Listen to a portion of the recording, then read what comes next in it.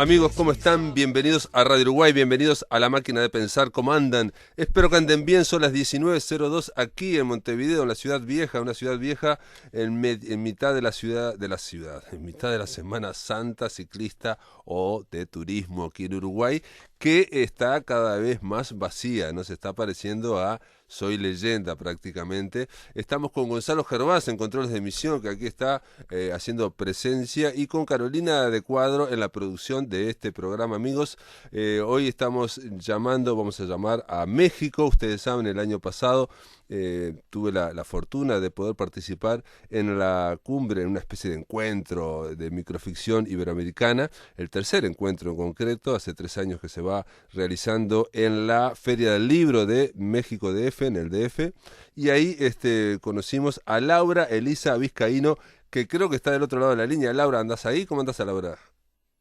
Sí, aquí estoy. Hola, buenas tardes. ¿Cómo estás? Muy bien, gracias. ¿Ustedes? Bien, bien. ¿Cómo está el DF? ¿Cómo está el clima ahí? Pues ahorita muy caluroso. Aquí apenas son las 5 de la tarde y ya todavía no baja el calor. Mm. Pero bueno, es normal para estos días. Bueno, aquí no, aquí es, digamos, obviamente estamos llegando al otoño, ¿no? Estamos terminando el otoño, vamos directo al invierno. Laura Elisa Vizcaíno, pero vos conocés por lo menos el Río de la Plata. Veo que estuviste aquí en Buenos Aires, Laura. Estuve en Buenos Aires, sí, en el 2009 y Ujú. en el 2016. Laura Así es. Elisa Vizcaíno, bueno, es mexicana, nació en Ciudad de México, es licenciada, también sos doctora, me decían, en literatura. Ahora te voy a preguntar en qué fue tu doctorado. Tuviste estancias de investigación en la Universidad de Buenos Aires, por eso te preguntaba, también en la Universidad Autónoma de Barcelona, y has publicado, digo, como investigadora y como escritora, has publicado un libro para niños, El barco de los peces piratas. Y bueno, obviamente te has dedicado a la microficción, y tengo en mis manos Cucos, cuentos cortos, ¿no? Los Cucos, de Laura Elisa Vizcaíno, que está publicado, un bellísimo libro, como casi todos, diría que es todos, los de esa editorial que se llama Ficticia, ¿no? Esa editorial muy hermosa editorial, ¿no? Un gran catálogo, pero aparte hermosos libros. Él se llama, ay, no me acuerdo, el director, Marcial, ¿no?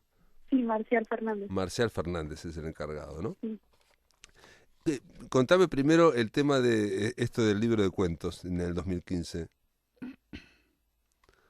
Pues este libro titulado Cucos, que de cierta forma es la abreviación de cuentos cortos, Ujú. pues tiene textos muy viejitos, algunos desde el 2005 y algunos muy cercanos a la fecha de publicación de 2015. Ujú. Fueron textos que pues iba reuniendo a partir de talleres, porque bueno, para mí los talleres literarios siempre me han servido para producir, si no siento que me estanco. Y, y finalmente los ordené me di cuenta que había temas a los cuales yo recurría. Uno de ellos, por ejemplo, las ancianas, o temas sobre el metro, o temas sobre animales. Entonces me dio la tarea de acomodar estos textos que ya tenía, acomodarlos por temas, y así fue como reuní nueve subtemas para este libro. Ujú. Y estuve viendo que, como toda microficción, se nutre de la imaginación. En tu caso hay mucha fantasía, ¿no? Son cuentos muy fantásticos, muchos de estas microficciones, pero también hay alusiones o referencias a escritores o a libros, ¿no? Por ejemplo, hay una especie de homenaje, bueno, un homenaje explícito a Juan José Arreola, por ejemplo, bueno, Sí, se menciona a Borges también. E incluso pensé que hay un mini cuento que homenajea a Arriola, pero después pensé que había otro mini cuento que, digo, pensé, este podría ser otro gran homenaje a Arriola. Pero hablemos del que está explícito, que es un mini cuento sobre fantasmas, ¿no? sí, pues Arreola sí ha sido de mis grandes ídolos y alguien que siempre tomo como un ejemplo a seguir. Entonces sí tengo varios textos donde busco hacer el homenaje, aunque solamente uno de ellos dice explícitamente Ajá. en homenaje a Juan José Arreola, tengo otros que, bueno, que no puedo evitar su influencia y que también, si hay por ahí algún lector de Arreola, va a distinguir Ujú. también la relación. La cita, Y sobre la cuestión, sí, perdón, la cita imposible es el que homenajeaste a Juan José Arreola, ¿no? Y que tiene que ver sí, con la sí, mujer que amó se había convertido en fantasma, ¿no? sí, exacto, haciendo homenaje a ese gran texto tan chiquito que viene en las doxografías de Arreola, que se llama Cuento de Horror, y dice, la mujer que amé se ha convertido en fantasma, yo soy el lugar de las apariciones. Ujú, ujú, Eso en cuanto al de Arreola. Pero ujú, sí, yo también lo reescribo de cierta forma. ujú, ujú. También hay otro cuento que me hizo acordar a este famosísimo minicuento o microficción de Juan José Arreola que acabas de decir, ¿no? Ese cuento de horror, que se llama Más vale tarde que nunca y a mí me hizo acordar, atención, asociaciones de lector, y es un Sí. diálogo, dice, ¿por qué no te conocí antes? ¿Dónde habías estado, querido mío? Y él contesta, atravesando paredes, dulce amor. Mira, sí, pues bueno, ahí justo yo no había pensado en tal cual en la relación con Arreola, pero claro, por el asunto de los fantasmas y Exacto. demás, sí, sí podría ser también. Y bueno, estábamos comentando que Arriola te gusta mucho y que la mujer bueno, la mujer que amó se había convertido en fantasma. Voy a leer el cuento de Laura Elisa Vizcaíno, ¿no? Que es en homenaje al de Arriola. Se llama La Sí, cita imposible y dice, la mujer que amó se había convertido en fantasma. Todas las noches ella le sonreía maliciosamente y él la seguía enervando hacia una muerte segura. La veía como la Venus de Wildenford, pero la gente lo acusaba de misógino. Este es mucho más complejo, me parece, que el de Arriola, ¿no? sí. Aquí lo que me interesaba también es que muchas veces la persona de Arreola, es decir, como ser humano, se le ha acusado de misógino en muchas ocasiones por algunos de sus textos y demás. Pero el mismo Arreola en algunas entrevistas pues comenta que no, que lo único que ha querido, y tal cual es la frase, es completarse en la mujer, y que jamás ha tenido una intención de ser misógino, ¿no? Entonces, de alguna forma, mi intención con este texto era un poco reivindicarlo o defenderlo. Ah. Porque Sí, el cuento de Arriola, vuelvo a decir, la mujer que amé se ha convertido en fantasma, yo soy el lugar de sus apariciones, ¿no? O sea, sí, Arriola es muy, muy conciso ese cuento y da como toda la microficción, da para muchas interpretaciones. Yo estoy pensando, yo soy el lugar de sus apariciones, quiere decir que para esa persona, para ese amante, esa mujer es un espectro, digamos, que vive en él, ¿no? sí, Vive gracias a él también, ¿no? Vive dentro de él. Yo soy el lugar de sus apariciones. Y en tu microcuento, La cita imposible, digo, Arriola vive, pero la gente lo sigue acusando de misógino. Eso pues, exacto, sí. exacto. Y el título de la cita imposible, pues también es hacer referencia a que no puedo citarlo tal cual, no puedo citar sus palabras donde él dice que buscaba completarse en la mujer, eh, habla también de la Venus de Willendorf, entonces, aunque no puede ser tal cual, aunque está mezclado con otras cosas, por eso se llama también la cita imposible. Claro, bueno, esa es otra cosa que tiene la microficción, que necesita de un lector muy informado muchas veces, ¿no? Muy, muy informado. Por Exacto. ejemplo, en mi caso, al leer La Venus de Wildenford, ya quedé afuera, porque no entendí por qué aparecía la Venus de Wildenford, entre otras cosas porque no sé, tendría que haber googleado qué es la Venus de Wildenford, ¿no? Ajá. Entonces, pero Pero claro, sí.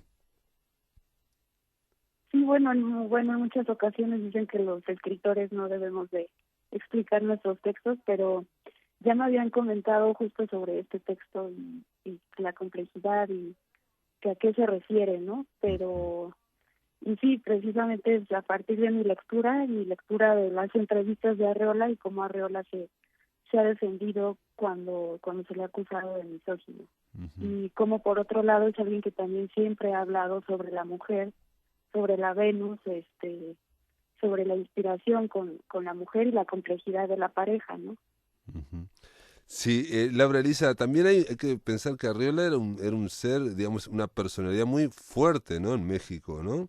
Porque hablas de las entrevistas, se habla de él como, digamos, como parte casi de su obra. En general, los grandes escritores aparecen como casi personajes, protagonistas. Rulfo, por ejemplo, que no aparece, que prácticamente habla muy poquito, también aparece por oposición.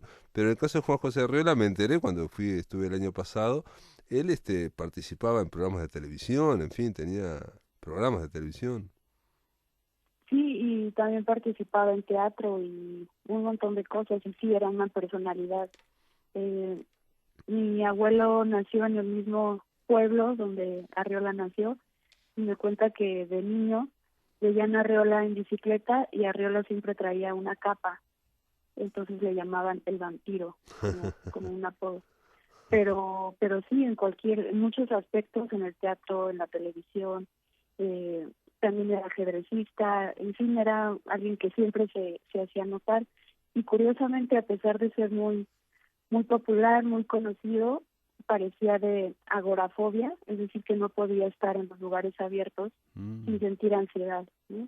mm. Entonces, bueno, sí, todo un tema como persona real. Sí, incluso me contaron que llegó a estar participando en el Mundial de México 86, digamos, interviniendo. Me contó Edilberto Aldán que participó en televisión, en el entretiempo, digamos, de los partidos, hablando entre otros, por ejemplo, con la cantante Thalía, ¿no? Ah, Eh, mira. Me contó eso el Gilberto Andani, que, o sea, que para lo que es la idea de un escritor era, bueno, muy popular y rehuyendo todo academicismo, ¿no? De toda élite, ¿no? En el caso de, de lo que contó el Gilberto Aldán era que había estado hablando en el entretiempo Arriola con Talía y Arriola le decía a Talía, qué bello timbre tienes, y ella entendía que timbre era, le estaba diciendo que era una voz muy aguda, y entonces decía que no tenía la voz así, en fin. Este, Qué curioso, sí, sí, pues fue todo una celebridad, y el año pasado justo se cumplieron 100 años de su nacimiento, también por eso es que había tantos eventos sobre él, ujú, y la revista Quimera en Barcelona publicó también un número en conmemoración a Arreola, donde tuve la oportunidad de participar también con un artículo sobre él. ujú. Y en qué basaste tu artículo, digamos? ¿De qué hablaste sobre Arriola? Justo sobre el tema de la mujer, Ujú, y como muchas veces se le acusa de misógino, mm, entonces justo en ese artículo planteo como la intención de él es siempre hablar sobre la problemática que hay en la pareja, y como el hombre siempre quiere buscar a la mujer, pero plantean muchos de sus relatos, ubica a la mujer con una imagen bastante fuerte y poderosa, y no sé, que a veces podría parecer que va a atacar al hombre, ¿no? ujú, ujú. Entonces, igual como en este microrelato de la cita imposible, y igual en ese artículo, pero de una forma académica, mi intención también es reivindicarlo en ese sentido. Ujú. También aparecen algo digamos, hablando de México, y bueno, está la presencia para nosotros de Juan Rulfo y Pedro Páramo, y bueno, y el tema de los fantasmas también, digo, estamos hablando de Juan José Arriola y aparecían fantasmas. En Cucos, en el libro de Elisa, perdón, Vizcaíno, hay uno que se llama Cobardía y habla así sobre una abuela. Y dice, a pesar Sí. de haber muerto hace 7 años, mi abuelita apareció en una reunión familiar.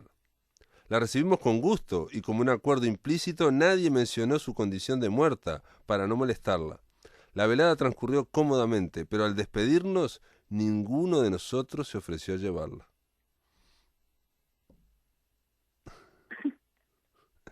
A mí me gusta cuando el autor, en este caso la autora, le causa gracia su propio texto, ¿no? O sea, después de tanto tiempo de haberlo publicado, bueno, de haberlo leído, haberlo corregido, te sigue causando gracia, eso es bueno.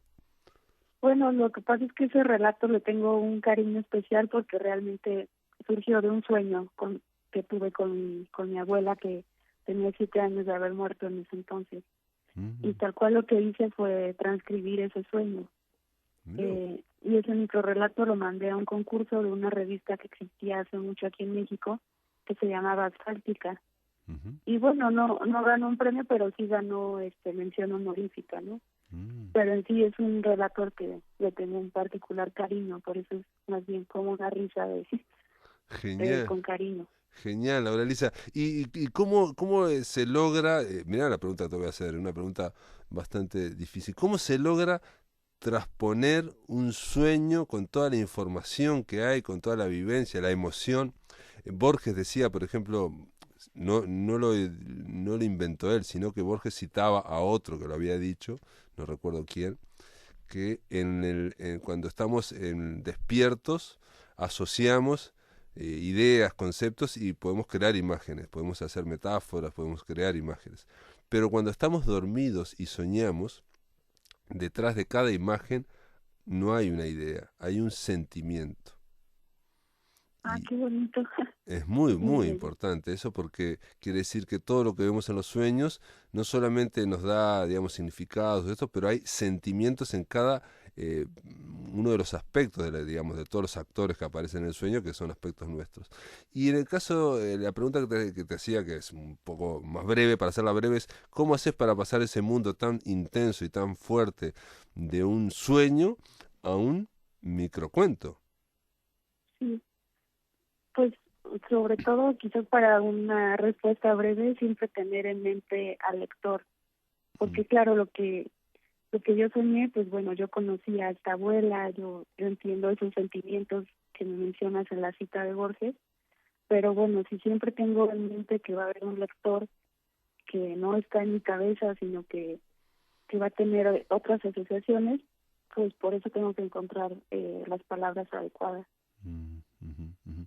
Y aparte en el cuento, bueno, lo que aparece muy bien es que somos nosotros, ¿no? La familia, ¿no? Hay un aire muy amable y familiar. Y se titula, me faltó decir, quizás se titula Cobardía, ¿no? O sea, Exacto, una sí. cosa que pasa en la microficción es que muchas veces el título juega con todo la microficción, juega, la tensiona o la comenta. En este caso, el microcuento podía ser hasta amable y gracioso, ¿no? O sea, la velada transcurrió Sí, cómodamente, pero al despedirnos, ninguno de nosotros, por las dudas, se ofreció a llevarla, obviamente. Pero la autora te lo titula Cobardía, ¿no? Es sí, una cobardía. pero no sé si a todo el mundo le pase, pero cuando un ser querido ha muerto, creo que son muy recurrentes los sueños de que esa persona sigue viva. Y son sueños un poco angustiantes porque en el sueño dices, ¿cómo? Pues ya se murió, sigue vivo, no sé, es confuso y es difícil. Pero sí, justo ya al momento de pasarlo a papel y pensando en el lector, pues sí, el resultado es un tanto lúdico y gracioso porque cómo reaccionas ante alguien que sí quieres pero que está muerto, ¿no? Ujú.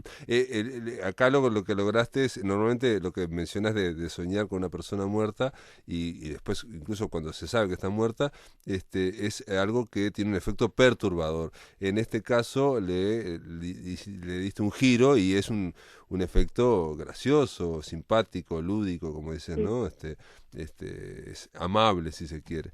Laura Elisa, vamos a hacer una breve pausa. ¿Me esperas en la línea? Y sí, claro. después de la pausa, amigos, continuamos en la máquina de pensar. Estamos conversando con la escritora mexicana Laura Elisa Vizcaíno sobre su libro de microficción de cuentos cortos que se llama Cucos. Amigos, continuamos en la máquina de pensar. Estamos conversando vía telefónica. Ella está del otro lado de América, está allá en México, en el DF, con la escritora mexicana Laura Elisa Vizcaíno en torno a este libro de microcuentos, de microficción que se llama Cucos y que fue editado por Ficticia, que es una editorial mmm, que tiene una larga trayectoria como editorial de cuentos y de microficción, en este caso, y que está dirigida por Marcial Fernández, que también es un gran escritor de microficción, un escritor mexicano. Y creo que ya lleva más de 20 años o está por cumplir 20 años. Laura Elisa, tus cuentos cortos, ¿cómo empezaste a escribir? ¿Por qué esa tendencia, ese acercamiento a esta forma de escribir? este, fue una necesidad expresiva o bueno, no sé por qué fue. Pues en principio fue una necesidad académica, ¿Ah, sí? porque en el 2005, mientras estudiaba la licenciatura en literatura, me obligaban a llevar un taller. Lo llevé con el maestro Raúl Renán, un poeta y también escritor de microrrelatos que falleció hace como 3 años. Ujú. Y en ese taller, que él siempre lo daba sobre poesía, por única ocasión decidió que el taller iba a ser sobre minificción. Y pues ahí fue la primera vez que me enfrenté al gran reto de escribir un cuento en 3 líneas, y vi que era algo pues muy atractivo, muy interesante, muy emocionante. Cada semana teníamos que llevar un texto con un tema que él nos sugería, y bueno, me daba cuenta que sí podían gustar mis textos, y que a mí en lo personal me fascinaba el momento de creación. Y después de ese taller busqué otros talleres y encontré el taller virtual de Ficticia, que aún existe, que se entra por www.ficticia.com, y ahí también te ponen temas que te sugieren cada mes. Cada mes va cambiando el tema y el jurado mensual, y, y así fue como empecé a hacer bastantes textos. Ahora ya no participo ahí como creadora, sino que participo como tallerista. Entonces, quien sube sus textos el día 13 de cada mes, a mí me toca revisarlos, comentarlos y escoger el mejor. Mirá vos. Y en el caso de Raúl Renán, es el que escribió, este poeta, escribió el prólogo a tu libro Cucos, y entre otras cosas Así es. dice que Laura Elisa Vizcaíno, entre otras cosas, menciona que la ironía es el giro técnico que la autora matiza en su escritura. Y también menciona como que demostraste un gran dominio de la brevedad, ¿no? El dominio de la brevedad. Este, ah, yo, el tema de la ironía es fundamental en la microficción, entre otras cosas porque un texto breve, si tiene ironía, quiere decir que por lo menos está diciendo otra cosa, ¿no? O sea, es esa idea de poder decir varias cosas, este, lo, lo más conciso, de la forma más concisa posible. Hay uno de ellos, por ejemplo, que a mí me causaron gracias muchos, pero una gracia interior, digamos. Creo que muy poquitos, en uno me reí, largué la risa en el ómnibus cuando estaba leyéndolo de nuevo ahora, porque me tomó un poco por sorpresa. Que eso es lo bueno, ¿no? También, de Sí, que los microcuentos, en este caso Cucos, tienen todos una atmósfera, y a veces al leerlo yo ahora estoy cometiendo, digamos, el pecado de sacarlos de esa atmósfera. Pero hay uno que dice la vida después de la muerte, y menciona el tema, bueno, tiene que ver con un insecto. Dice, una mosca murió aplastada dentro de la libreta de un ingenioso que le encontró forma y sentido al bicho. Ahora, el diminuto cadáver es una hermosa estrella de color tostado en la obra de un autor. sí, esto pertenece a la sección sobre el escribir, Ujú, que es la primera sección del libro, ujú, y donde me interesa, pues porque muchas veces uno se cuestiona la problemática del escribir, la dificultad de estar frente a una hoja en blanco, ujú, pero también este texto habla sobre los egos, que nunca faltan también en el escritor. ujú. No, y también el tema del ego, y también de cómo se puede apropiar de algo tan, ¿no? Como puede ser una mosca, ¿no? El aplastar una mosca y apropiársela para que quede dentro del texto. Hay varios que tratan también del ego.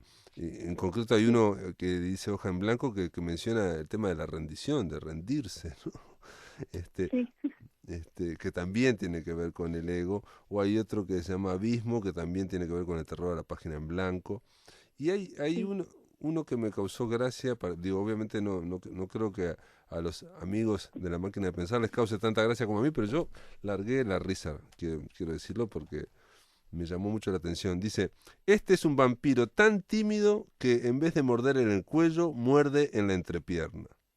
Las mujeres con instinto maternal suelen consentirlo.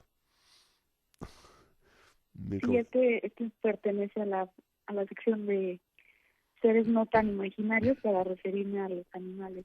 Ujú. Y no sé, me causó gracia por lo, no sé, digo, no sé si me captó o me pareció absurdo o me pareció digamos, contrastaba con otros cuentos que venían, ¿no? Sobre seres imaginarios. Hay otro sobre un vampiro también, que digamos, pero en este caso este es muy breve, se llama Encogimiento. Y, Sí, pues justo en esta sección tengo como 3 sobre los vampiros y ujú, también hay otros 3 sobre sirenas, entonces sí, sobre estos seres fantásticos. Pero este que acabas de leer sí. también en otras ocasiones me ha mostrado que causa risa y quizás justo esa era mi intención al hacerlo. Justo la ironía se basa en contrastes y este texto que al principio parece inocente, pues termina con un contraste más perturbador, puede ser.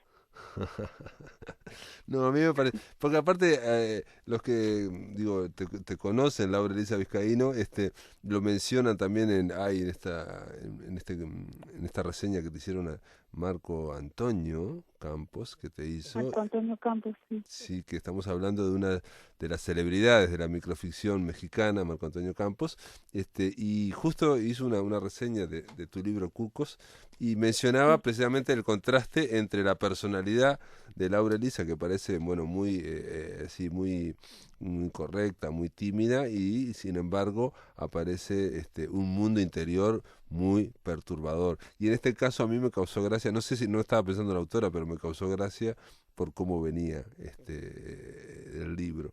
Hay otros, por ajá. ejemplo, sobre microorganismos. Vi uno sobre microorganismos que me llamó mucho la atención, que se llama Noche de Martinis. Sí, Y dice así: distinguidos microorganismos de la industria alimentaria coincidieron en un cóctel para criticar la parquedad del pan, el minimalismo de los champiñones y con malas palabras expresarse del vinagre. Pero eso sí, alabaron la delicadeza, la elegancia, el color y la calidez de la aceituna que amablemente los albergaba en la copa. sí, este relato justo me lo pidieron en una revista que se llama Gastronomía y el tema de la revista era microorganismos. Y bueno, a mí me gusta mucho que me den un tema que me impulse a escribir porque me hace reflexionar en todos los campos semánticos sobre ese tema, ¿no? Y dije, a ver, ¿dónde puedo encontrar los microorganismos de los alimentos? Y me puse a investigar que la aceituna tiene muchísimos. Entonces, por eso fue que pude crear la personalidad de los microorganismos. Y aparte en este caso lo que hay es, en esa aceituna hay una fiesta donde están criticando a la fiesta más grande, ¿no? Están criticando lo mal servida que está la fiesta, en fin, ¿no? Sí, Este, sí, sí. y a la vez están ellos alabando su propia fiesta dentro de la aceituna que está llena de microorganismos.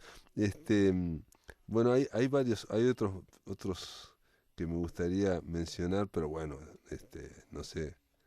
mm, Carnaval, ya que estamos en Semana Santa, pero pasamos al carnaval, y dice así: la carne estaba fresca.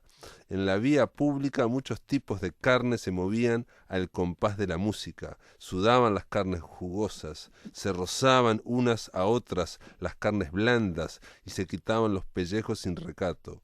Días después las carnes se enfriaron, se endurecieron, y entre todas comieron un solo cuerpo y bebieron una sola sangre. Sí.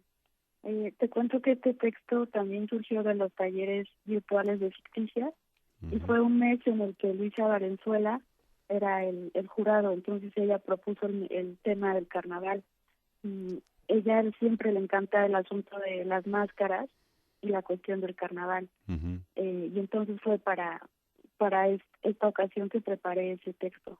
ujú. Pero aquí, digamos, es el carnaval, pero comieron un solo cuerpo y bebieron una sola sangre, que es como, ¿no?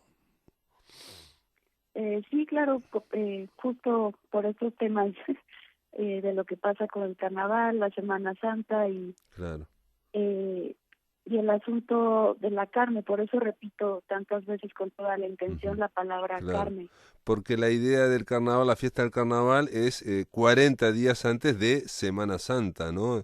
Sí, Se cuentan 40 días, que son la cuaresma, y donde la gente, digamos, precisamente comía y se aparecía todos los excesos de la carne en esos tres sí, días, para después culminar, digamos, en esos 40 días de ayuno en lo que era lo que estamos ahora, ¿no? Digamos, y todos comieron de un solo cuerpo y bebieron de una sola sangre. Hay otro que también menciona el tema de la Semana Santa, pero desde el punto de vista pagano, digamos, de los romanos, y dice, en la última noche de carnaval la gente estaba más loca que nunca, los bailes eran seductores y el pudor había sido enterrado por completo. Mientras tanto, en lo alto del universo, Baco, ¿no? El dios Baco, consolaba a Cristo. Tranquilo, en unos días es tu fiesta. sí, cierto, viene muy ad hoc a estos días, ya no lo recordaba. Y ese también lo preparé para el mes donde Elisa Valenzuela propuso el tema de carnaval. Ujú. Bueno, y digamos, digamos, se sabe que el escritor también se nutre de lecturas. Y en tu caso, ¿cómo es, Laura Elisa? ¿Qué autores te interesan más o te interesaron en su momento? ¿Los absorbiste, después seguiste adelante? Eh, pues mis principales, y sobre todo porque a ellos les dediqué mis tres tesis, son Arreola, Julio Torri y Augusto Monterroso. Mm, Eh, Al leer sus textos obviamente quedo con mucha influencia de ellos. Eh, pues otro a quien también admiro, pero siempre es difícil asir, es Juan Rulfo. Y por otro lado, bueno, como también me he dedicado a la academia, pues no puedo negar también que tengo muchas lecturas teóricas en mente cuando tengo que escribir. A veces eso me detiene, a veces eso me hace fluir, pero sí, cuando empiezas a estudiar teoría literaria, teoría de la recepción, obviamente eso también está presente, aunque quieras hacer un texto lúdico, un texto creativo, como serían las minificciones, no deja de estar presente también todo mm, lo que ocurre con la teoría. Entonces sí, no puedo negar que también esas son mis lecturas y mis ujú, bases. Y bueno, también me gusta mucho, justo como acabo de mencionar, Elisa Valenzuela es una escritora que admiro mucho, y Ana María Shua también me parece que siempre es representativa y que siempre es un modelo a seguir, sobre todo cuando estamos escribiendo minificción. ujú. Sí, Ana María Shua, digamos, tiene una trayectoria muy, muy importante. Y sin embargo, Marco Antonio Campos, estoy leyendo aquí, él dice que entre, obviamente, Juan José Arreola y Monterroso, dice más cerca de Monterroso, de Augusto Monterroso, ¿no? Este, Ah, sí, ¿Estás de acuerdo o no estás de acuerdo? Digo, obviamente no es fácil hablar de uno mismo, no es fácil hablar de uno, de lo que uno escribe. Augusto Monterroso quizás es el que para nosotros aquí en Montevideo por lo menos es el que sea más conocido de todos. Augusto Monterroso es muy conocido. No tanto Juan José Arreola, no ha tenido tanto, digo, sí. pero los libros de Monterroso se pueden conseguir y se pueden leer aquí. Y nada, ¿qué te Sí, parece? a mí también me sorprendió cuando leí la reseña y vi que Marco Antonio Campos mencionaba que estaba cerca Augusto Monterroso, cuando en realidad, bueno, yo pienso y sé que lo hice de esta forma, siempre tenía Arreola en mente. Ujú, Por eso, como mencionábamos al inicio, hay muchos textos donde hago homenaje a Arreola. ujú. Eh, pero quizás como tengo la sección dedicada a seres imaginarios y no tan imaginarios, y también tengo varios textos sobre animales, quizás ahí puede ser la relación con la oveja negra y demás fábulas de Monterroso. Ajá. Aunque yo creo que Monterroso tenía una crítica política muy clara, que yo siento que en mis textos no es tan claro, pero Ujú, el asunto con los animales y la personificación de los animales, eso sí, sí que lo tengo. ujú. Igual yo noto que lo que tienes y es el tema del humor también, ¿no? El tema del humor y digo, pero lo que pasa es que los dos lo tenían, ¿no? Tanto Arriola como Sí, Monterroso, me da la impresión. En el caso de Monterroso a mí me causa muchísima gracia, ¿no? Cuando lo leo también. sí, sí, sí. Tiene Sí, puede ser que también, como hay mucha ironía sí. en Monterroso, y sí, muchas veces la ironía desemboca en el humor, claro. Ujú, ujú. Sí, pero a veces hasta desaforado. En el caso de Augusto Monterroso tiene un cuento que me acuerdo se llama Obras Completas, que es un cuento normal y que es muy gracioso. Aquí tenés uno que es muy chiquitito, que se llama Asterisco y que también tiene que ver, no sé con qué, dice, me tachas, me crucificas y me convierto en estrella. Sí, ahí parecería que tiene relación con la crucifixión, pero también tiene que ver con las relaciones humanas, que también le dedico una sección Mm, a, a historias como de desamor, eh, y bueno, sí, con la relación de una pareja así. ujú. Pero también yo lo unía, ¿sabes con qué? Con el que leí, el microcuento que leí del insecto y que es convertido en un punto, ¿no? Por una estrellita. Ah, ya, sí, Y también puede tener que ver con la escritura, ¿no? Porque uno no sabe exactamente quién dice, me tachas, me crucificas y me convierto en estrella. Y el título se llama sí, Asterisco, ¿no? O sea, puede ser sí, todo claro. a nivel fantástico textual, ¿no? En un texto, ¿no? Sí, o al final de cuentas es simplemente la descripción de cómo hacer un asterisco, ¿no? Es un Sí, tache, una cruz y queda una estrella así. sí, sí, sí, sí. Y nada más que, pero el resto se lo pone el lector, por ejemplo yo, ¿no? Digamos, lo que estás Sí, haciendo es una descripción de cómo se hace el asterisco y punto, nada más, ¿no? Me tachas, me crucificas y me convierto en una estrella. Y ya está, es un asterisco. Y está muy bien. pero sí, la idea siempre es que el lector eche a volar su imaginación. Sí, Claro, esos son el microcuento cuando logra, digamos, mover, en realidad toda la literatura, ¿no? Que es cuando logra moverse en la mente del lector. Para eso hace falta también que la mente del autor o de la autora se mueva también lo más libre posible, creo yo. Y, sí, claro. y te quería comentar que hay un escritor, pero bueno, no sé, ¿qué otro cuento podemos tener para finalizar? Para finalizar, voy a leerte uno. El último, me dicen que tenemos que cerrar. Y esta charla, Laura Elisa, y voy a mencionar este que dice: pasando muerte, vuelta a la izquierda sobre amargura, rodear misericordia y volver a la vida. En caso de no conseguirlo, siga derecho hasta eternidad. Este, Sí. eh, Y este forma parte de la sección de ancianitas, ujú, que es un tema al cual yo no me había dado cuenta que me interesaba mucho hasta que vi que tenía varios textos sobre ancianas, e incluso ahorita estoy dedicando a mi próximo libro que sea únicamente sobre el tema de los ancianos. ¿Por qué? Porque siempre esto presta para otros temas como la muerte, como la enfermedad, como la soledad, pues el contraste con la juventud. ujú. Y este que acabas de leer, pues es precisamente lo que pasa de una manera lúdica, pero lo que pasa con la muerte. Ujú.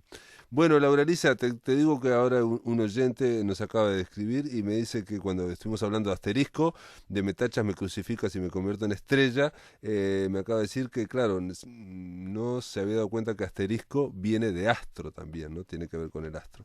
Laura Elisa Y Vizcaíno, te mando un abrazo grande y gracias por estar acá en La Máquina de Pensar. muchas gracias a ti, Pablo. Fue muy divertido. Te mando un abrazo. Realmente sí, y los microcuentos son muy divertidos también. Gracias por estar acá, ¿eh? A ti, muchas gracias. En este tercer bloque, amigos, los invito a oír una lectura de microficción mexicana en la cumbre donde estuve el año pasado, en la Feria Internacional del Libro del Zócalo. Ahí hubo una ronda de lectura de microficción. Bueno, vamos a oír un fragmento de estos escritores. Sigue en la lista de lectores de minificción en este maratón la maestra Pia Barros, que nos acompaña de Chile, Marcial Fernández, que aunque había dicho que no lo invitáramos, caray, es imposible no considerarlo, ¿no? Margarito Cuellar y Miguel Ángel Godínez.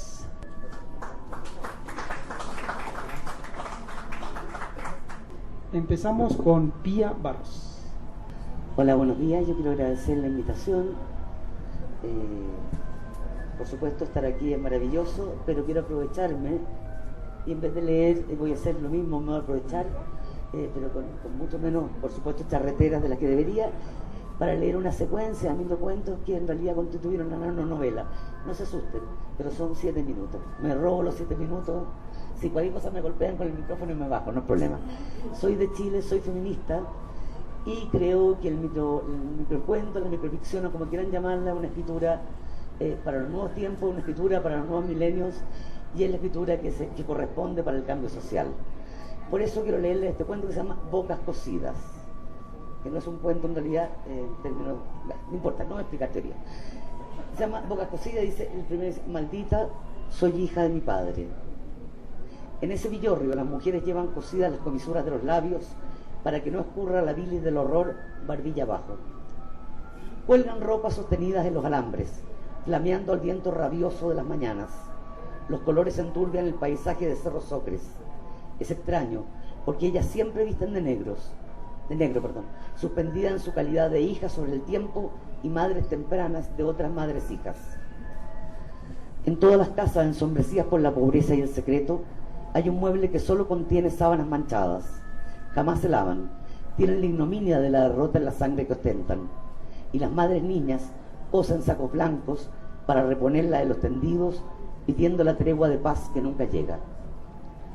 Las madres, luego del horror, toman a sus niñas y las acunan abrazadas largo rato, canturreando un gemido que deshilacha el atardecer. Luego cogen la aguja y el hilo negro y les cosen las comisuras con una cruz. Después vuelven a acurrucarlas, muchas veces. Cuando los vientres se hinchan, las dejan solas, porque ellas saben, todas saben. Los hombres del villorrio juegan rayuelo en el lugar común de las tardes de domingo.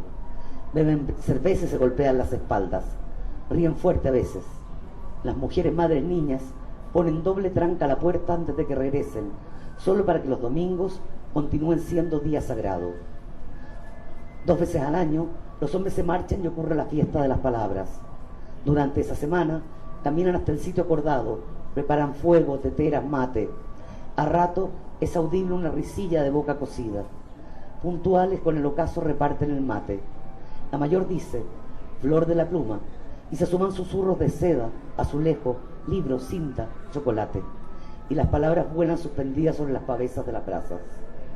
Siempre alguna, casi sin abrir los labios, cuenta el mito de la Redentora. Asintiendo, cabezas casi tocándose, rezan cada línea del cuento y juegan por esa semana trunca a la esperanza. Los hombres se han ido con negocios, cosechas y niños colgando. Los varoncitos son pedidos por parientes remotos y las ciudades le absorben hasta la memoria de haber nacido en ese villorrio de olvido. Jamás regresan, jamás recuerdan. La tarde borrascosa ha estremecido el viento huracanado cargado de presagios. Las bocas cocidas murmuran letanías ante ollas humeantes. Lo ven venir, encumbrado en las botas altísimas, la melena brillante encascada hasta la cintura, largas pestañas postizas sombreando párpados maquillados, en un rostro que muestra con descaro una barba rala azulando las facciones. Taconea de arriba abajo la única calle del villorrio, una y otra vez, mirando ventanas entornadas. Las mujeres madres niñas se asoman con el alma henchida y envían besos de vientres malditos con toda la ternura que las bocas cocidas permiten. Cada hombre reniega paternidad jurándolo por lo más sagrado. Cada mujer lo quiere y sabe hijo de su vientre. Esa noche se abren los cajones de sábanas manchadas, rasgan tiras rojiblancas, retasean las hilachas y taponean oídos con esas hebras. Lejos del temblor algodonado hay súplicas de perdón, el miedo por primera vez arrojando sus esquilas sobre las voces varoniles del villorrio. La mañana siguiente, las bocas cocidas acuden a la plazoleta de la única calle como si hubieran sido convocadas. Al medio, todos los hombres, encogidos de frío y humillación, enroscan desnudeces expuestas a las miradas de las mujeres madres niñas. Del chico de los tacones altos nadie más supo, salvo esa herencia por fin enrostrada en plaza pública. Ellas lo miran largo rato, hasta que ellos comienzan de uno en uno a bajar la cabeza y a enfilar por la calle colina arriba, de la que jamás regresarán, tampoco la Redentora. Las mujeres toman a sus hijas y las hijas de las hijas y cortan una a otra las costuras de las comisuras de los labios para aprender por fin a reír.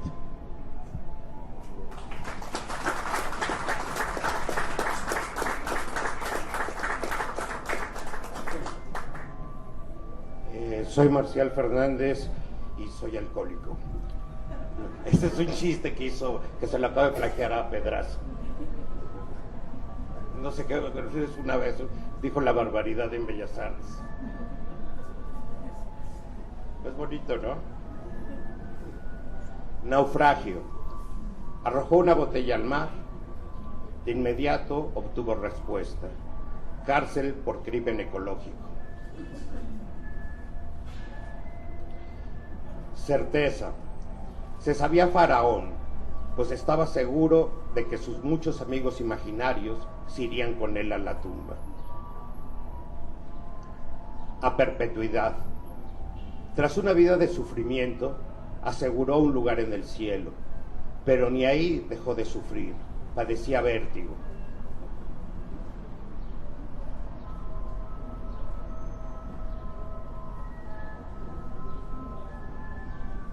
La herencia. Antes de morir, les dijo a unas cuantas personas que tenía un tesoro escondido y dio varias pistas. El tesoro era la idea de encontrar un tesoro escondido. Gracias.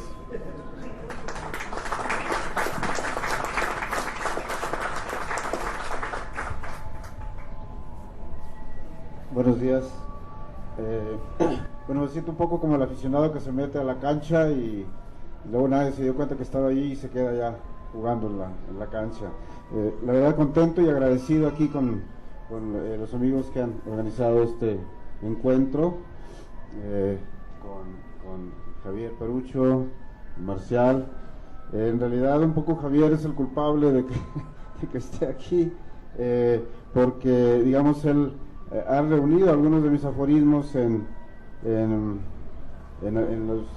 por lo menos en una antología que él ha hecho, y luego Irán Barrios recogió por ahí algún par de sirenas en su sirenario, y bueno, uno hace los textos y ahí se van colando en otros textos. Yo vivo en Monterrey, soy originario de San Luis Potosí, y bueno, entonces un poco amparado en las licencias poéticas y en algo que dijo ayer Marco Antonio Campos sobre la cuestión y que lo que comentaban también hace un momento sobre la tradición de la poesía en prosa, en estas fronteras de textos breves.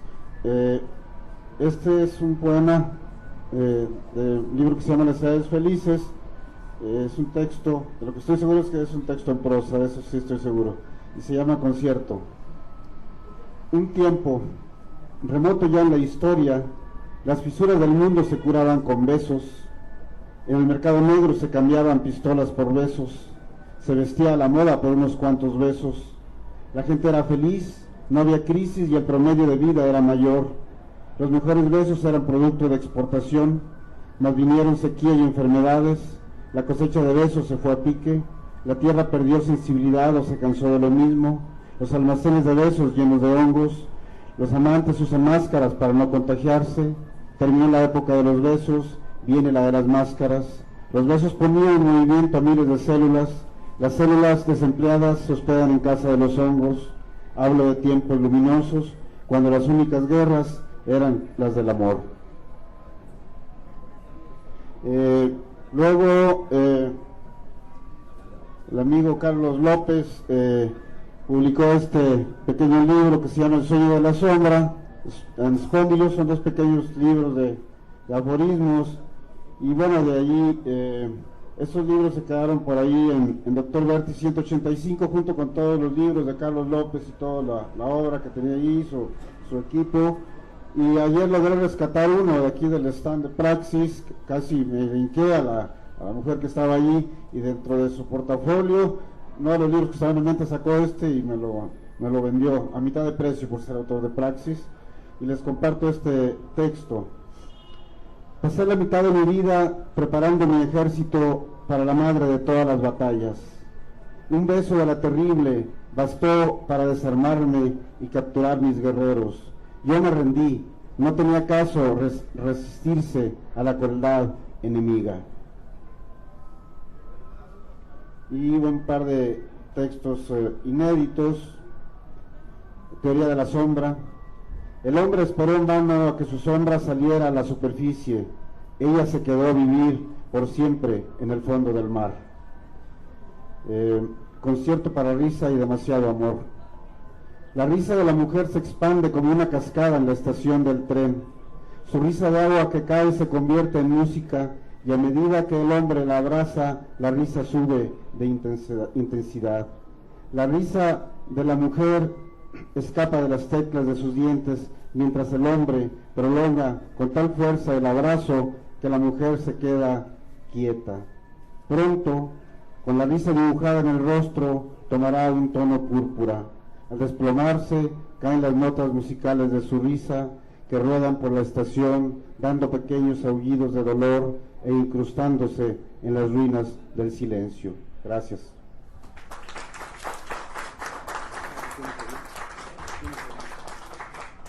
Amigos, espero que les haya interesado. Esto ha sido todo por hoy. Mañana continuamos por Radio Uruguay. Que lo pasen muy, pero muy bien.